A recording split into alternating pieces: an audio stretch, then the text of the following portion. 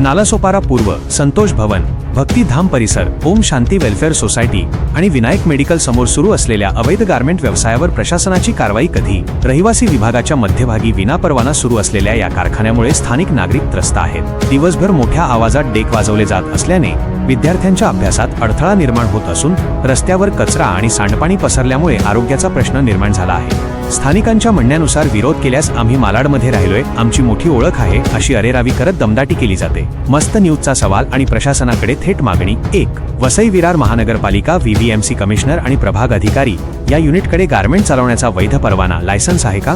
कागदपत्रांची तात्काळ तपासणी करून सीलिंगची कारवाई करावी। 2. स्थानिक पोलीस स्टेशनचे वरिष्ठ पोलीस निरीक्षक नागरिकांना दमदाटी करणाऱ्यांवर कायदेशीर कारवाई करण्यात यावी। मस्त न्यूज या संपूर्ण प्रकरणाची कागदपत्रानुसार पोलखोल करणार असून शहरात असे नियमबाह्य चालणाऱ्या इतर ठिकाणांचीही माहिती समोर आणणार आहे। पाहत रहा मस्त न्यूज।